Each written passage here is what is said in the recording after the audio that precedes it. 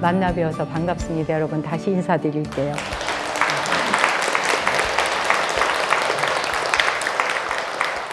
제가 군법당 옛날에는 이제 오래전에는 군법당의 법문을 많이 다녔었어요. 그러다가 또 기회가 안 닿아서 많이 못 다니고 했었는데 혜징 스님과 여러 군법사님들의 인연으로 그러고 보니까 다시 이제 군법당에 한 번씩 오게 되더라고요. 여러분은 어떠세요? 하루하루 살아가시는 날들의 삶이 좀 편안하고 많이 만족하신지요? 어떠한지요? 어떻습니까? 살만하신가요? 살만해요. 여기도 다 살만하세요? 살만하시면 사실 법문 들을 거 없어요. 이미 잘 살고 계시기 때문에 잘 살려고, 잘 살자고 법문도 듣고 불교 공부도 하시고 기도도 하는데 아마도 불교 대학 공부를 하시다 보니까 더 잘 살게 되지 않았을까. 그런 것도 있으시죠? 아마 그런 것도 있을 거예요. 오늘은 여러분이 불교 대학을 통해서 불교 쪽 공부를 하셨을 테니까 불교 바깥의 이야기를 통해서 마음 공부하고 연결되는 걸 한번 생각해 보십시다. 오디세이아라고 하는 말을 들어보신 적 있죠? 예, 오디세이아. 자기가 책을 안 읽어봤어도 이 책이 총 24권으로 되어 있기 때문에 그걸 한 권으로 집결해서 나오기도 해요. 이제 기원전 8세기에 살았다는 호메로스라는 사람이 쓴 소설책이죠. 그렇죠? 근데 이 오디세이아의 주인공이 누구예요? 오디세우스. 그렇죠? 예. 오디세우스가 10년에 걸쳐서 하게 된 전쟁이 혹시 기억날까요? 트로이 전쟁이라고. 예, 트로이 목마 트로이 전쟁은 들어보셨죠? 트로이 전쟁이라고 하는 걸 10년에 걸쳐서 전쟁을 해요. 예, 그 전쟁을 하고 난 다음에 이겼어요. 승리를 했는데 돌아가는데 자기 고향으로 돌아가는데 또 10년이 걸려서 돌아가요. 10년간 전쟁 치렀고 10년에 걸쳐서 집으로 돌아가요. 그런데 이제 그 돌아가는 중에 이 사람의 이제 오디세우스의 바람은 그것밖에 없어요. 전쟁에서도 이겼고 오직 가족을 만나야 되겠다. 집으로 돌아가서 사랑하는 가족을 보리라.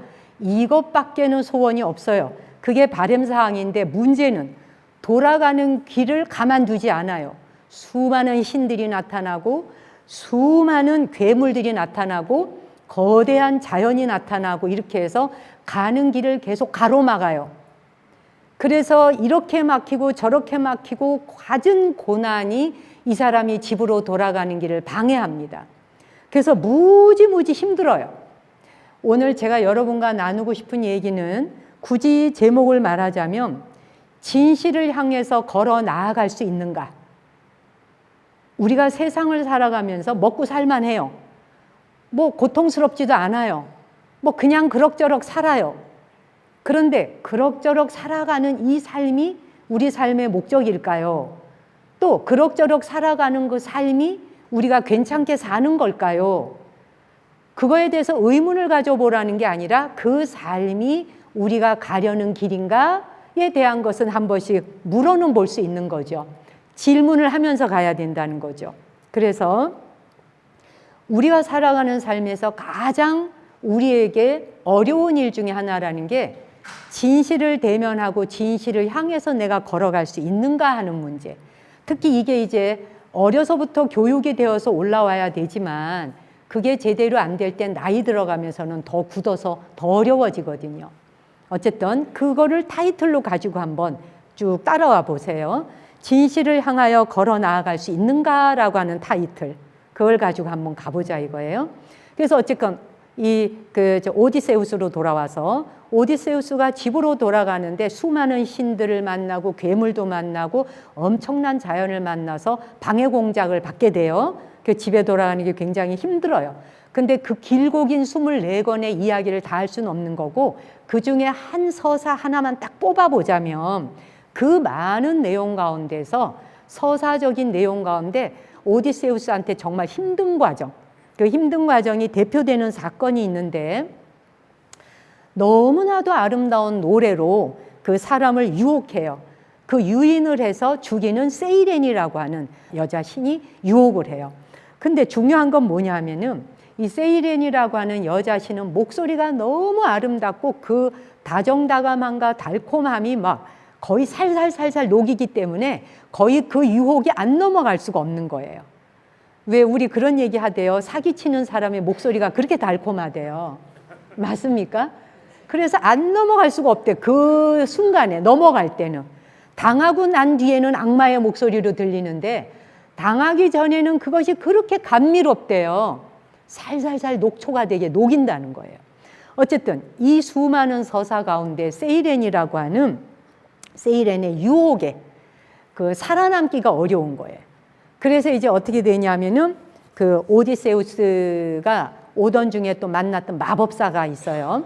그 마법사 중에 키르케라고 하는 이제 마법사에게서 빠져나왔는데 그 키르케가 조언을 해줘요. 너 세이렌이라는 그 신에게 빠져나가려면 그 사람의 유혹으로부터 네가 빠져나가려고 하면은 정신 똑바로 차려야 돼. 어떻게 정신을 차리냐 하면은 그러면서 그 사람의 말을 듣지 않으려면, 노래를 듣지 않으려면 귀를 막아야 된다. 이런 방법을 가르쳐줘요. 그래서 이제 어떻게 하냐면 오디세우스가 자기 부하들을 이제 배를 타고 항해를 가는데 부하들의 귀에다가 밀랍을 막아 넣어요. 밀랍을 막아 넣어서 소리를 못 듣게 해. 그 세이렌의 너무나도 아름다운 소리에 유혹을 당하면 거기에 빨려 들어가서 살아남을 수가 없으니까. 자, 그래서 밀랍으로 귀를 막아. 그 막고 노래소리를 듣지 말아라. 그 다음에 이제 오디세우스가 뭐냐면 자기 부하들의 귀를 다 막고 전쟁터에서 이기고 돌아가는 길이니까. 근데 이제 자기는 그게 도대체 무슨 소리인지 듣고 싶어요. 자기는 듣고 싶은데 유혹에 넘어가면 안 되잖아. 그래서 부하들에게 자기를 돛대에다가 밧줄로 꽁꽁 묶으라 그래요. 밧줄로 꽁꽁 묶어가지고 흔들리지 않도록 묶고 만약의 경우 자기가 그 유혹에 넘어가서 몸부림을 치면서 풀어달라고 하면 아무리 소리를 치고 애원해도 그러면 그럴수록 더욱더 나를 꽁꽁 밧줄에 묶어라. 이제 자기를 풀어달라고 막 몸부림을 치면 더 꽁꽁 나를 묶어라. 풀어주지 마라. 라고 명령을 해요. 근데 이제 세이렌의 목소리가 너무나 달콤해서 아주 치명적인 거예요, 이게. 그런데 그 고비를 넘기기 위해서는 이제 밧줄로 묶기도 하거니와 그 유혹에 흔들리지 말라 그랬어요. 그런데 여기서 말하는 건 세이렌의 그 아름다운 목소리, 그냥 아름다운 게 아니라 너무나 유혹적이고 너무나 달콤해서 안 빠져들어갈 수가 없고 거기에서 넋놓고 침을 줄줄 흘릴 수밖에 없는, 이게 무엇을 말하는 걸까? 이 서사에서는 그 내용은 우리 인간이 살아가면서 그 지식에 대해서 새로운 지식과 알고 싶어하는 욕망이 있죠. 알고 싶어하는 그러한 욕망, 욕구에 대한 것을 바로 세이렌의 그 달콤한 목소리로 비유를 한 거라고 생각하시면 돼요. 우리가 살아가면서 새롭게 알고 싶은 욕구가 얼마나 많아요, 그렇죠? 근데 그 욕구는 끝이 없단 말이에요. 그런데 특히 오디세우스는 더욱더 그런 것에 대한 욕구가 굉장히 컸다 그래. 그래서 어쨌든 이 오디세우스에게 세이렌은 트로이 전쟁에서 감추어졌던 신들의 비밀에 대해서도 내가 너한테 말해줄 수 있어. 앞으로 일어날 일이 무엇인지에 대해서도 내가 다 말해줄 수 있어. 그 다음에 즐겁고 굉장히 많은 지식, 네가 알고 싶어하는 모든 지식을 다 내가 알려줄 수 있어. 그런데도 불구하고 네가 여기를 통과해서 빠져나가고 싶냐고 물어요. 말하자면. 그러니까 이제 이 오디세우스가 막 몸부림을 치면서 풀어달라고 막 소리를 지르는 거죠. 그런데 부하들이 풀어주지 않아요. 그래서 부하들의 도움으로 잘 빠져나오게 돼. 그 유혹의 강을 건너오게 돼. 그 유혹에 빠졌다면 목숨을 잃게 된 거죠. 근데 목숨을 잃지 않고 이제 잘 빠져나왔는데 다행히 키르케라고 하는 그 사람의 조언을 따라서 가까스로 목숨을 건졌는데, 근데 이제 여기에서 보면 이 내용은 그래요. 우리가 알고 싶고 무엇인가 공부하고 싶어하는 그 욕구가 나쁘다는 것은 아니나 그 욕구와 욕망이 활용해서 써먹을 것도 아니면서 배우기만 하면 뭐 한대요? 그렇겠죠. 실천 안 하고 실행되어지지 않는데 배우기만 하면 뭐 하겠어, 그렇죠? 그런데 그 알고 싶고 아는 척하고 싶은 것에 대한 유혹. 우리 뭐 좀 배우면 아는 척 엄청 하잖아요. 아는 척 하죠. 또 아는 척을 하기 위해서 남 앞에 모르는 사람 앞에 가면 막 더 활개를 치고 막 아는 척하고 싶잖아요. 그래요, 안 그래요, 여러분? 그 유혹이 또 대단하죠. 예, 자기보다 좀 더 많이 알 것 같은 사람한테는 입 다물지만 왠지 저 사람이 뭘 모를 것 같아. 여기서 배웠는데, 불교 공부를 배워갔는데.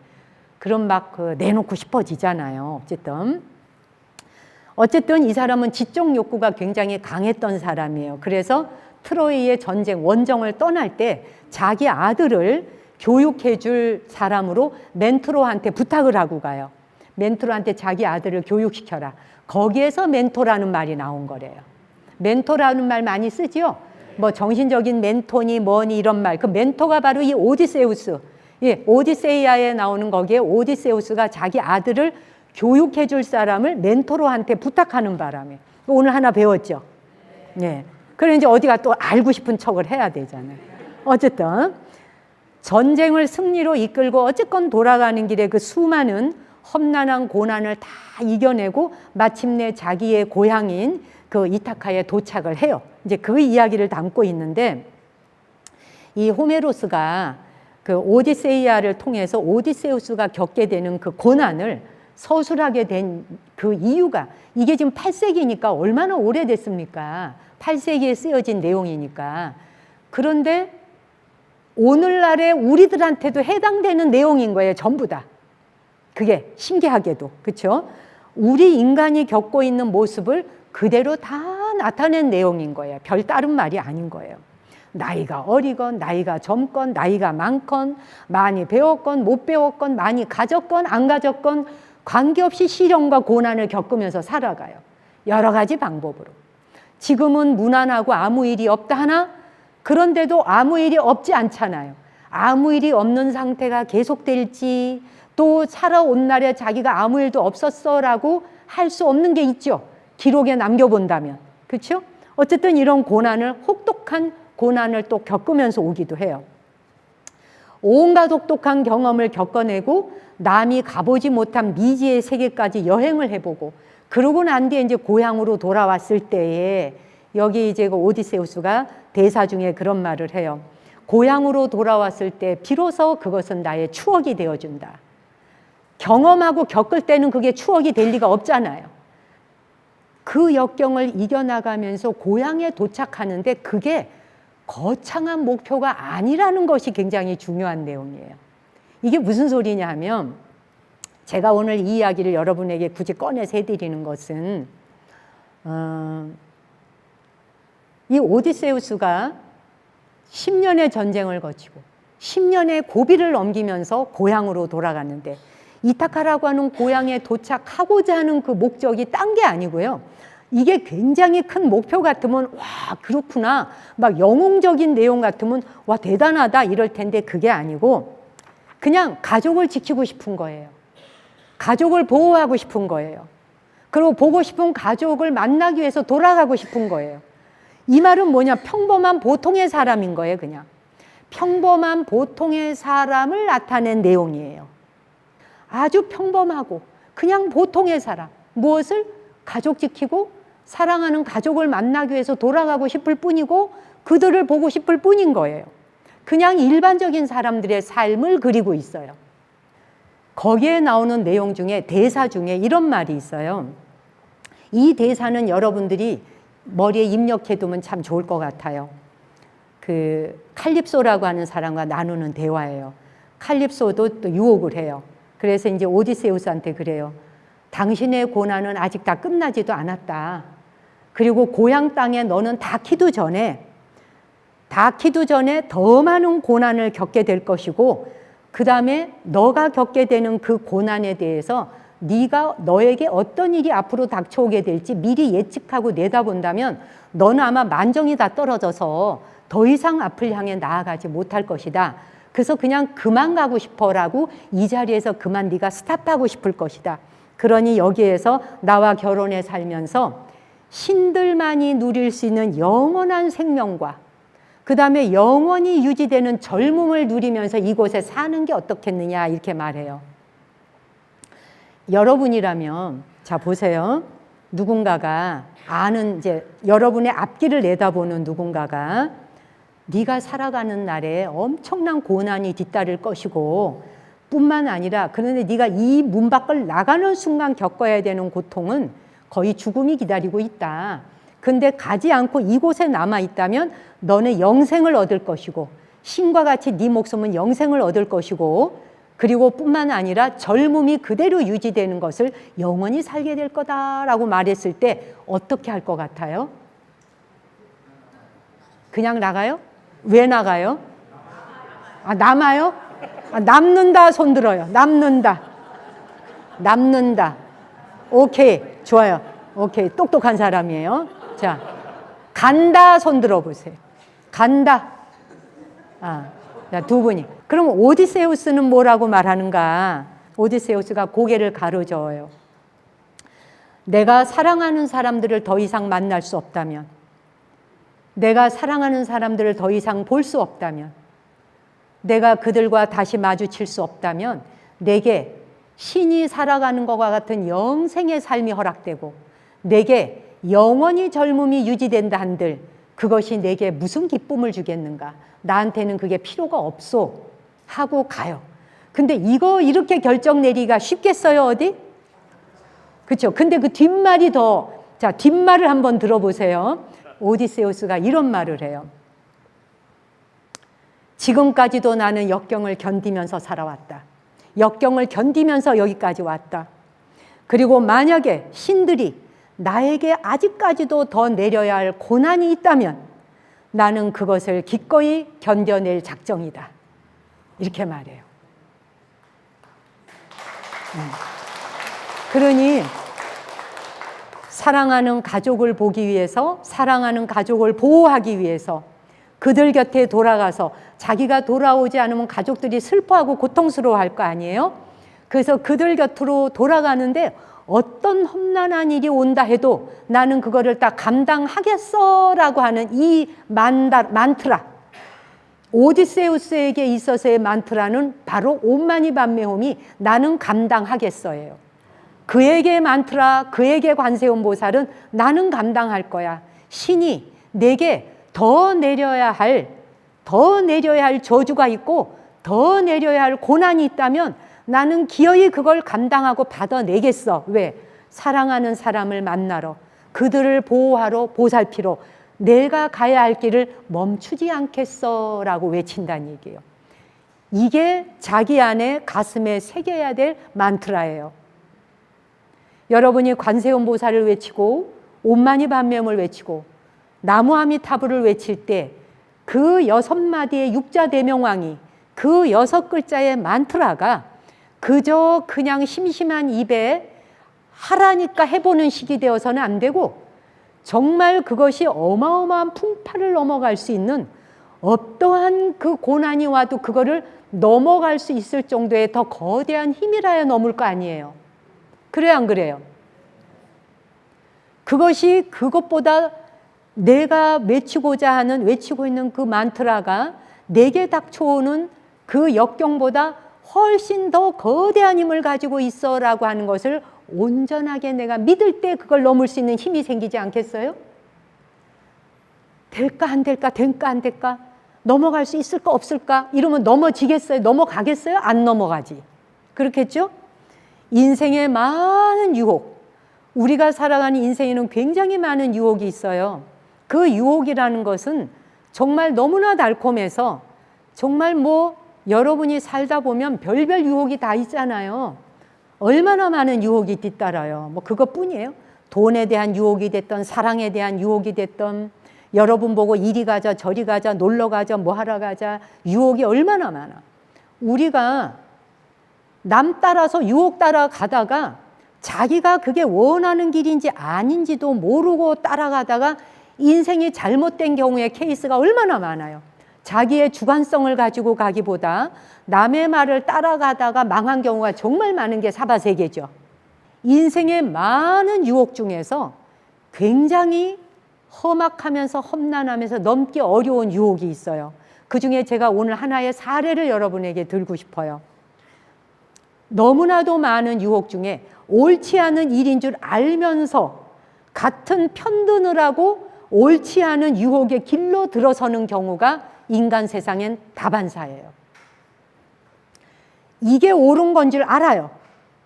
이게 분명히 옳은 건 줄 알아요. 명쾌하게 알아요. 그런데 자기가 이 길을 가게 되면 나에게 이익이 안 올 수 있어. 내 걸 뭘 빼앗길 수가 있어. 빼앗길 수 있다고 싶을 때 우리는 어떻게 하나? 진실에 눈 감아버리죠. 진실에 눈 감고 진실에 등 돌리고 살아가죠. 이 유혹을 뿌리치기란 굉장히 어려운 일이에요, 여러분. 이 유혹은 거의 심판대, 우리를 심판대 위에 올려놓은 것 중에서 이것만큼 인간을 곤혹스럽게 하는 것이 아마도 없을지도 몰라요. 제가 오늘 여러분에게 아주 재미있는, 이미 알고 있는 내용일 수도 있고 처음 들어보는 내용일 수도 있어요. 처음 들어보는 것이건 들어봤던 내용이건 알아두면 무지 도움이 되고 공부되는 내용이죠. 지금으로부터 120년 전으로 돌아가 봅시다. 120년 전, 그러니까 1800년도니까 1894년에 프랑스에는 프랑스 군 당국에 독일의 프랑스 군사 기밀을 누군가가 정보를 팔아넘기는 스파이가 있다라고 하는 것이 포착이 돼요. 스파이 행위를 했다는 그 혐의로 누가 도대체 이 스파이 짓을 했느냐를 찾아요. 누가 도대체 이 스파이 행위를 하고 있지? 라고 하는데 그 많은 장교 중에서 이 장교 중에 알프레드 드레피시라고 하는 사람이 있는데 그 장교가 대위인가 그래요. 근데 이 대위가 유대인이에요. 유일하게. 근데 프랑스에는 반유대주의가 있었어요. 유대인만 보면은 거부하는 거예요. 저항감이 있고. 그래서 유대인에 대해서는 그냥 뭐 죽거나 죽이거나 해도 상관없는 것 같이 생각하는 것이 만연하던 때라는 거예요. 유대인이 굉장히 핍박받을 때를 연상하셔야 돼요. 근데 그 기밀 문서의 필체가 이 스파이를 했는 사람의 필체를 대조해 보니까 이 드레피시 대위의 필체하고 닮았다는 거예요. 그런데 필체 감정사 중에 몇 사람이 똑같지는 않다. 똑같다고 보기에는 문제 있다라고 말했음에도 불구하고 여러 장교가 이 사람의 필체하고 맞다라고 갖다 붙여요. 그래서 유대인에 대해서 저항감도 있고 반감정도 있는 데다가 그 사람이 그런 행위를 능히 했을 것이다라고 범죄자 누명을 씌우기로 낙찰이 됩니다. 그 사람으로 찍힙니다. 그래서 아무리 이 사람이 나는 아니다, 그런 적이 없다 라고 하면서 억울함을 호소하지만 무시당해요. 그리고 결과적으로 무기징역을 선고받습니다. 군인 자격을 박탈당하죠. 이게 실화예요. 자, 그래서 프랑스령인 남아프리카 해안에 있는 황량한 바위섬 기아나에 있는 절벽 감옥에 혼자 갇히게 됩니다. 여러분 한번 상상해봐요. 억울한 누명을 뒤집어 쓰고 남아프리카에 있는 저 해안가 끄트머리에 있는 섬 꼭대기의 절벽 끝에 요만한 집 하나 세워놓고 허름하기 이를 데 없는 데다가 감옥소라 해놓고 아무도 없고 자기 혼자 절벽에서 떨어져 죽는 수밖에 없는 거야. 그런 곳에 이제 가둬져요. 그래서 이름이 악마의 섬이라 그래요, 여기를. 몇 년 뒤에 다른 간첩 사건이 발생해서 다른 간첩 사건을 조사를 하던 피카르라고 하는 중령이 드레피시가 스파이가 아니다라고 하는 걸 알게 돼요. 아니다는 걸 알고 에스테라지 소령이 스파이라고 하는 걸 알게 돼요. 그리고 에스테라지 소령이 바로 필체가 똑같다는 걸 알게 돼요. 이 사람이 누명을 썼구나라고 하는 걸 알고 바로 이 대령이 사건을 바로잡기 위해서 상부에다가 알립니다. 알렸는데 오히려 피카르를 해외로 파견을 시키면서 입을 다물으라 그럽니다. 이게 프랑스 그 당시의 군, 그러니까 재판 결과에 오류가 있었지만 이걸 결코 인정할 수 없었던 거예요. 제가 아까 제목 뭐라고 따라오라 그랬죠? 제가 뭐라 그랬어요? 진실을 향하여 나아갈 수 있겠는가? 진실을 향하여 나아갈 수 있겠는가? 한번 해보세요. 시작. 진실을 향하여 나아갈 수 있겠는가? 그거를 화두로 가지고 계세요. 그래가지고 재판 결과에 오류가 있었다고 말했지만 아무 소용없어요. 그래서 피카르는 해외 파견을 나갔고 마치고 돌아왔어요. 돌아왔는데 드레피시가 진범이 아니라는 사실을 주변 친구들한테 막 얘기를 해요. 야, 걔가 진범 아니야. 이건 너무 억울한 거야. 뭐가 잘못된 거야. 이럴 수는 없어. 군대에서 이거 말이야 스파이가 나타났는데 진범 스파이가 있는데도 그 사람을 저렇게 징역에다 넣어놓고 감옥소 넣어놓고 이래서 되겠어? 라고 얘기를 해. 진범으로 고소를 했지만 군사법원에서는 어떻게 돼요? 귀를 막지. 귀를 막고 죄를 저지른 소령에게는 무죄 선고를 해요. 그리고 이 피카르가 군사 기밀을 누출했다는 이유로 피카르를 감옥소에 보내요. 그 말 했다고. 그래서 참 프랑스 군 당국의 부당한 태도에 사람들이 막 이제 분노를 하기 시작해요. 그런데 제일 중요한 사건이 뭐냐? 이름 들으면 아실 거예요. 소설가 에밀 졸라. 들어본 적 있죠? 한 인간이 진실을 향해 나아갈 때 인류의 역사가 어떻게 바뀌는지를. 자, 그래서 에밀 졸라가 이 사실을 알게 돼요. 그래서 아주 작은 프랑스 신문에 나는 고발한다라는 제목으로 드레피시의 무죄를 알리는 글을 실어요. 대통령 각하에게 보내는 글을. 예. 그래서 이 사건의 진실을 알게 된 사람들이 바로 프랑스 정부를 막 비난하기 시작합니다. 그 신문의 내용을 보고. 기가 막히게 내용을 썼습니다. 지금은 찾아보지 마시고 내용이 워낙 기니까 나중에 집에 가서 찾아보세요. 나는 고발한다 딱 치면 나옵니다. 에밀 졸라의 나는 고발한다. 정말 이 문장력과 그 진실을 향해서 호소하는 말이 얼마나 감동스럽고 가슴에 와닿는지. 드레피시의 그 유죄를 주장하던 사람들에게 에밀 졸라는 살해의 위협을 받게 돼요. 그 신문 썼다고. 예. 그리고 프랑스 정부의 탄압을 무지막지 받습니다. 그래서 프랑스 정부의 고소로 재판까지 넘겨져요. 그리고 1년의 징역형까지 받게 되고 영국 런던으로 망명까지 갔다가 그리고 다시 돌아오기도 해서 돌아왔다 몇 년 뒤에 죽죠. 그런데 이제 에밀 졸라의 글로 여론이 막 비난이 쏟아지잖아. 그래서 할 수 없이 겨우겨우 그 과정을 그냥 재심이 열리는 것도 너무 어려운 과정을 통과해서 재심이 열리기가 그렇게 어려워요. 왜? 한 번 내가 이게 옳은 것이야 라고 누명 씌우기를 했으면 누명 씌우기를 했는 것을 진실이야 라고 덮어 씌우고 가기로 했기 때문에 진실을 보면 안 되잖아요. 그러면 그 당시에 진실이라고 말했던 모든 장교들이 다 옷 벗어야 되는 사태가 벌어지죠. 그들이 옷을 벗겠냐고요. 그러니까 어떻게 돼? 더 억압을 하고 더 난리를 치죠. 그래서 그런데 어쨌건 그 과정을 거쳐서 말하자면 오디세우스가 1010만 고를 거쳐서 10년이라는 세월에 갖은 유혹을 다 이기고 고향 땅에 도착하는 것과 같이 바로 이 드레피시라고 하는 이 사람에게도 1010만 고 끝에 재심이 열리는 기회가 오게 되는 거예요. 그래서 재심이 왔는데 중요한 사실은 뭐냐?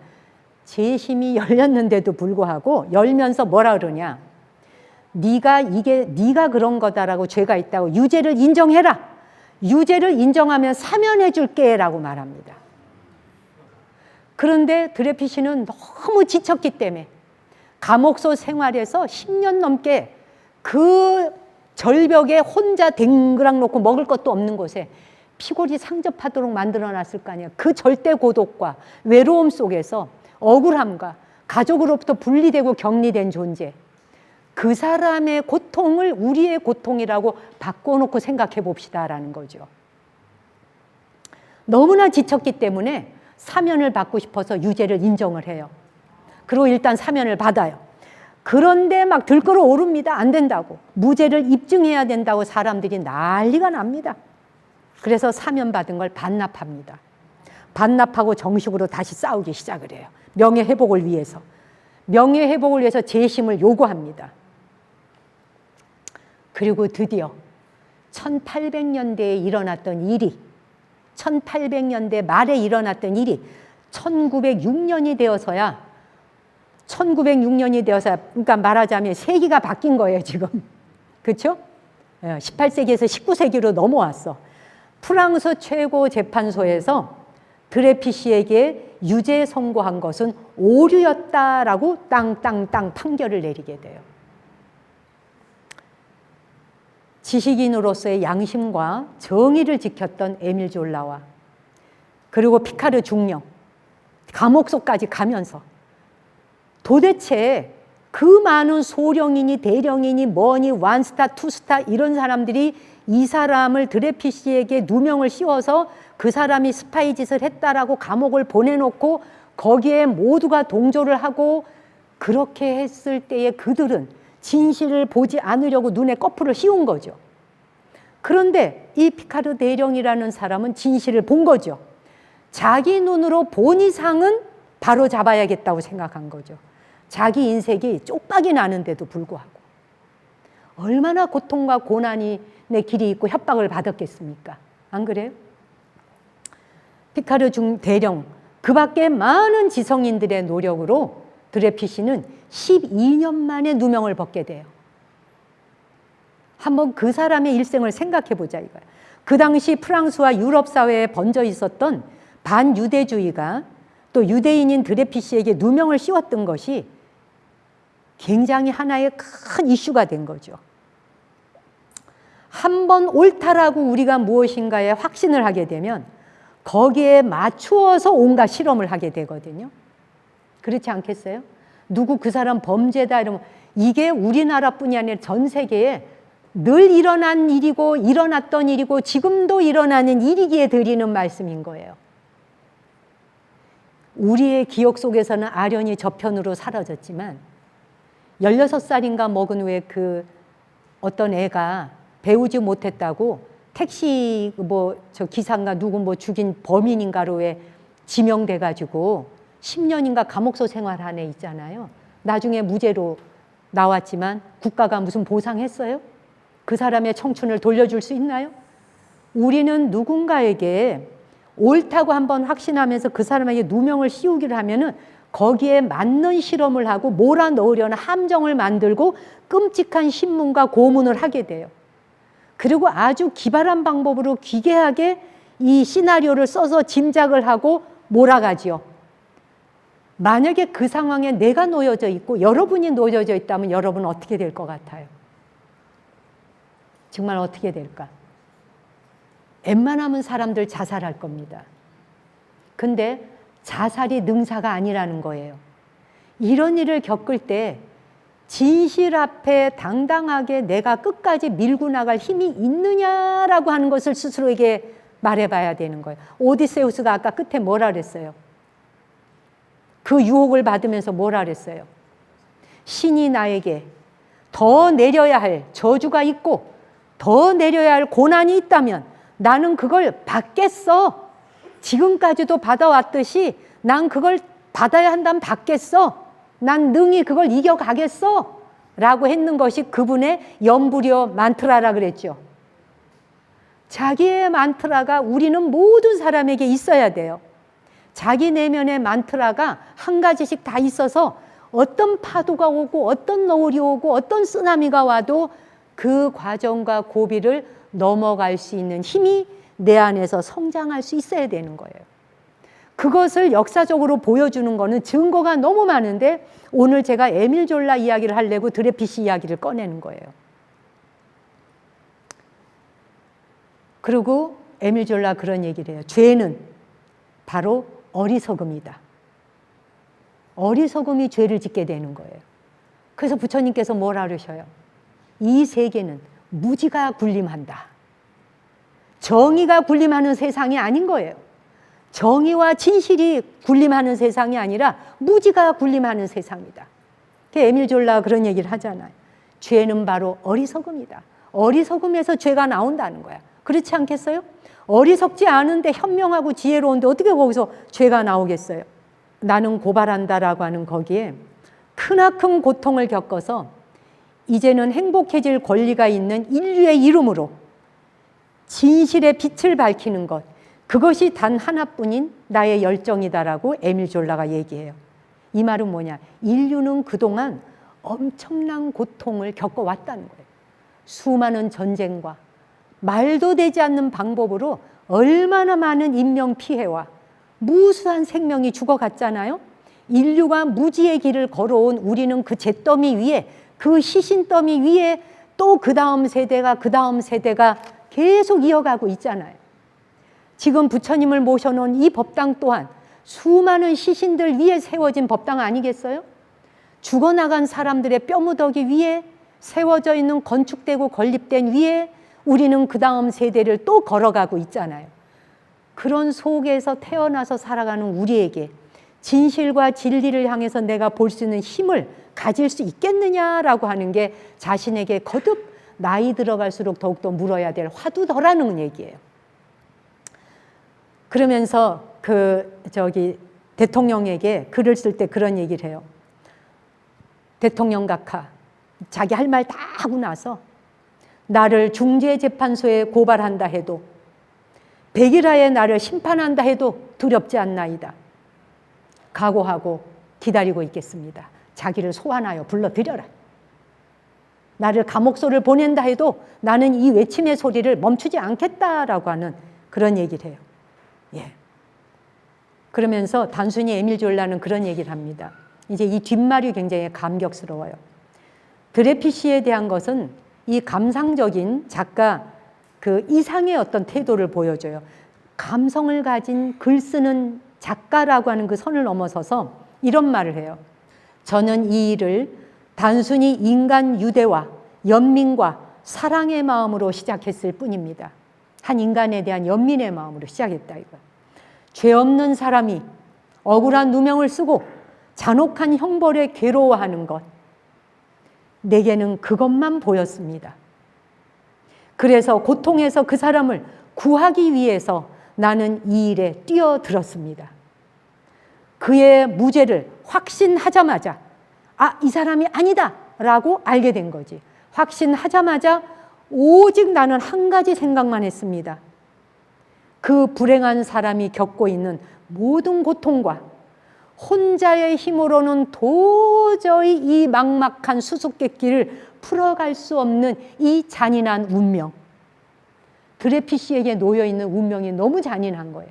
그 사람의 힘으로는 프랑스 군대를 넘어설 수가 없는 거예요. 혼자 힘으로는 도저히 수수께끼를 풀 수 없는 잔인한 운명의 희생양이 되어 캄캄하고 어둡고 절박한 감옥소에 갇혀서 그가 겪는 고통에 대한 오직 그 생각 하나밖에 없었습니다. 너무 멋있지 않아요, 여러분? 에밀 졸라 돌아가셨지만 박수 한번 보냅시다, 우리.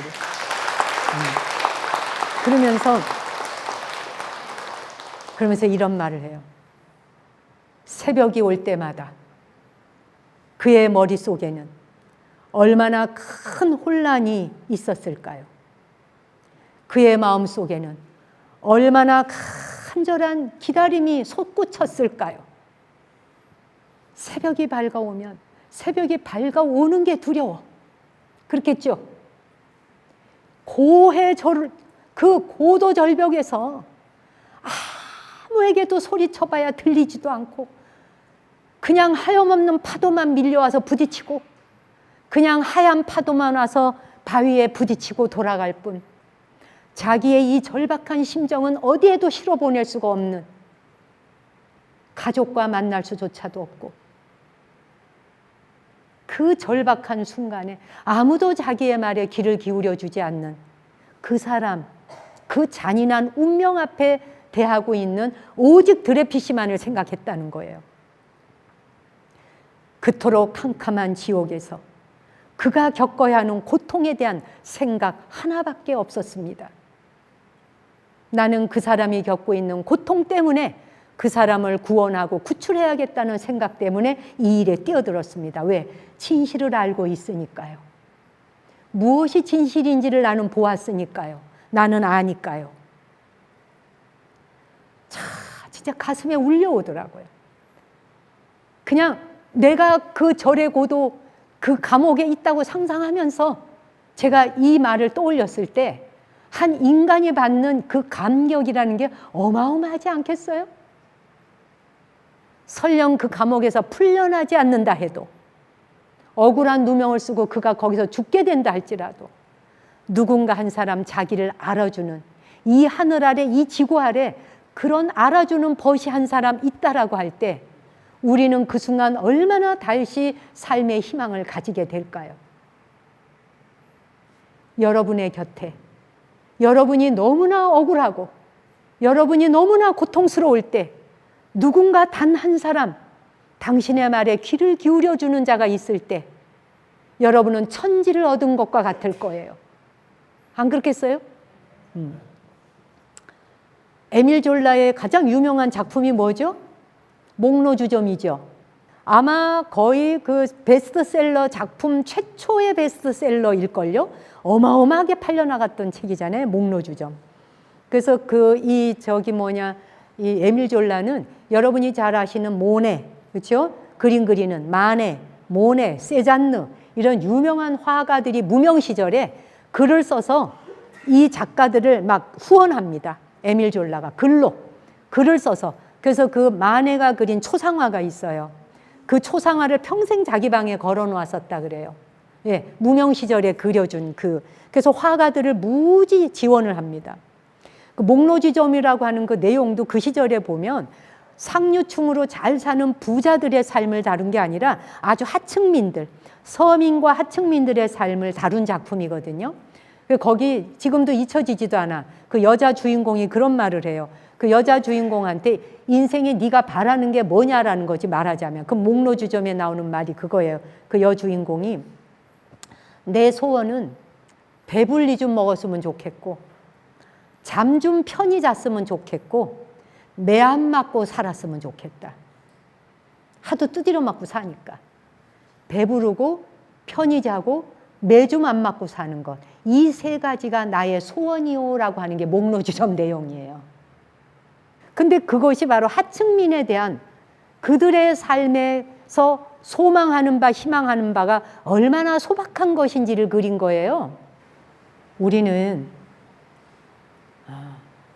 우리 자신을 가만히 돌아보면 누군가와 같기도 하고 같은 사람이기도 하고 누군가와 다르기도 해요. 너의 성격은 어떤 타입이냐, 넌 어떤 스타일이냐 이런 거 묻지 말라고 미국의 어떤 심리학 교수가 그러더라고요. 우리는 같기도 하고 다르기도 하다. 스타일과 성격이. 이 사람의 성격은 이렇고 저 사람의 성격은 이럴 수 있다. 다를 수도 있다. 그런데 그런 거 묻지 말라. 그 사람의 타입이 어떻고 그 사람의 성격이 어떻고 그 사람의 성격 특성이 어떻느냐 관계없다. 성격과 특성 그런 거 관계없이 아무 관계없이 인간은 우리 집 애가 아프면 병원에 데려가는 것이고 우리 집의 부모가 암 걸렸다 하면 그가 성격이 어떻건 관계없이 애달파하고 뒷바라지를 한다. 그렇죠? 그 문제 해결을 위해서 모든 방법을 동원하고 동분서주한다. 이게 사람이다. 그의 성격과 그의 스타일과 그의 타입이 어떻느냐라고 하는 건 하나도 중요하지 않다. 개개인 한 사람 한 사람 모든 사람이 각자의 모습과 모양을 가지고 살아가면서 자기의 프로젝트를 완성시켜가면서 살아가는데 모든 인간은 내 가족이 아프면 아픈 것 앞에 악독한 사람일지라도 정이 없어 보이는 것 같을지라도 자식이 아프면 고통스럽고 병원 데려가려 하고 아픈 사람이 있으면 그를 돕고자 하는 마음이 있는 것이다. 이게 인간의 본연의 마음이다. 거기에서 무슨 성격을 논할 필요 없다. 이런 얘기를 합니다. 맞잖아요? 네 안에 너 자신은 네가 생각하는 것보다 훨씬 큰 네가 있어서 아무리 험난한 파도도 넘어가고 싶어 한다. 아무리 힘든 고난이 와도 그것을 파헤치고 가려고 한다. 오디세우스가 바로 네 자신이다. 선제 동자가 바로 너 자신이고 드레피시가 바로 네 자신이다. 우리가 인생을 살아가면서 드레피시처럼 억울한 누명 안 쓰라는 법도 없고 여러분의 자식이 억울한 누명 안 쓰라는 법도 없고 친인척 중에 있을 수도 있고 여러분 주변에 지인이 그런 누명을 쓸 수도 있는 일이에요. 그 존재가 바로 나요, 저 사람이다. 그럴 때 나는 진실을 향하여 과연 뚜벅뚜벅 갈 수 있겠느냐라고 하는 앞에 우리가 인류가 여기까지 오는데 얼마나 많은 희생을 치루었는가를 생각해 보자는 거예요.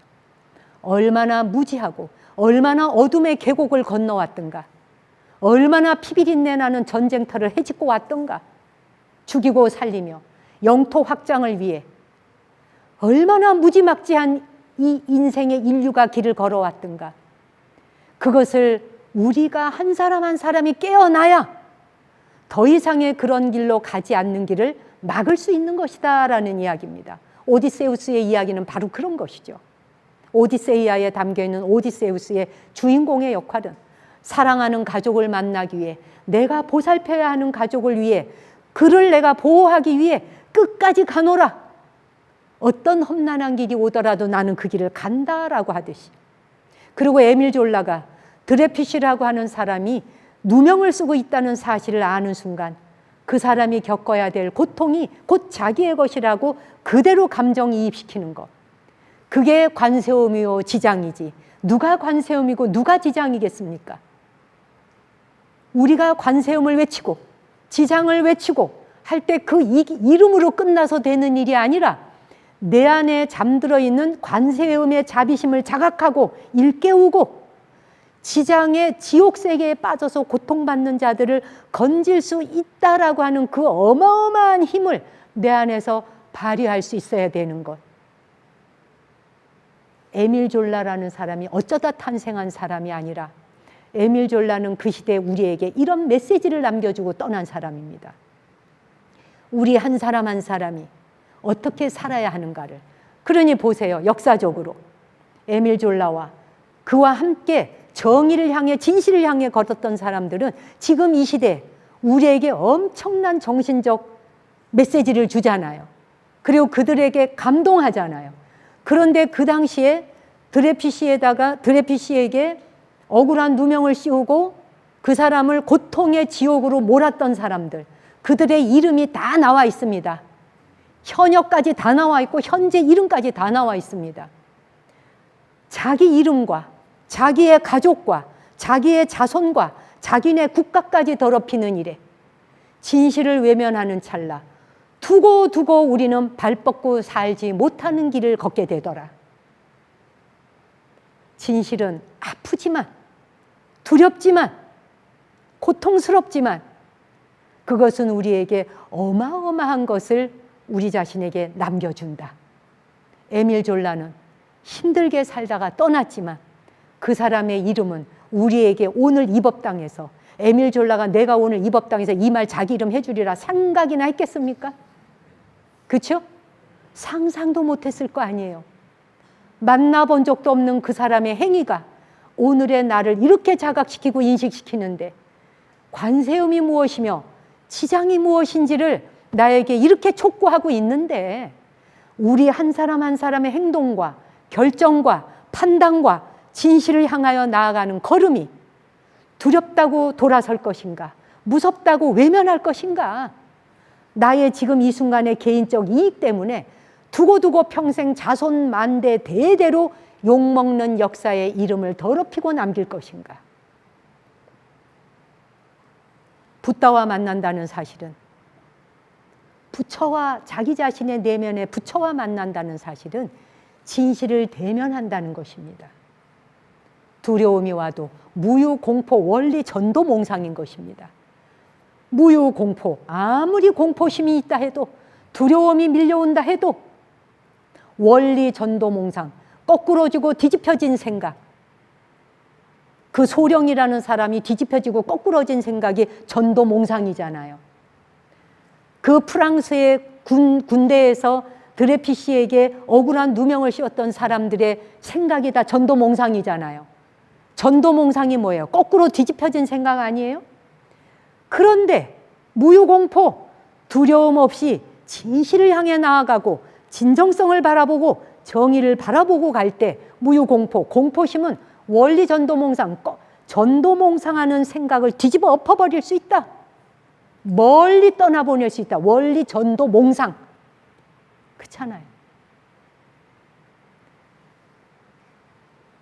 살아가는 한순간순간에 여러분이 고통이 없다고 말씀하셨습니다. 아까 대답하실 때. 괴로운 일이 별로 없습니다. 먹을만 하고 살만 하고 잘만 하고 그럭저럭 살만 합니다. 그런 속에 여러분의 이 정신은 건강한가요? 여러분의 정신과 여러분의 마음 상태는 온전한가요? 안전한가요? 라고 자신에게 물어야 하는 것입니다. 저도 여러분도 우리에게 주어진 이 생애는 어쩌다 보니 태어난 게 아닙니다. 어쩌다 보니 태어난 게 아니고 우리가 만대로 내려오는 수많은 분들의 지혜와 선지식들의 깨달음을 통해 자각하면서 여기까지 왔듯이 우리 또한 무지를 파헤치고 어리석음을 파헤치고 우뚝 지혜와 현명함을 통해 솟아오를 수 있는 사람으로 한 사람 한 사람 걸어가겠다는 약속을 하기 위해 자기 앞에 약속하기 위해서 불교 대학 공부도 하시는 거고 그 공부를 통해 자신을 변화시키고 변혁해 가는 것입니다. 드레피 씨의 억울한 누명은 우리 모두의 일이기도 하고 그런 일을 겪는 사람이 있을 때 우리 모두가 에밀 졸라가 될 수 있겠는가 하는 것입니다. 그 사람과 똑같은 방식으로 글을 쓸 수는 없다 할지라도 그와 같은 능력을 갖지는 못했다 할지라도 옳은 것을 보고 옳다 말하고 옳은 것에 편에 설 수 있겠는가 라는 것에 대해서 우리는 그리 할 수 있는 사람으로 걸어가는 게 불제자의 길을 가는 것이다. 저는 감히 그런 말씀을 드리고 싶습니다. 제 법문 마치겠습니다.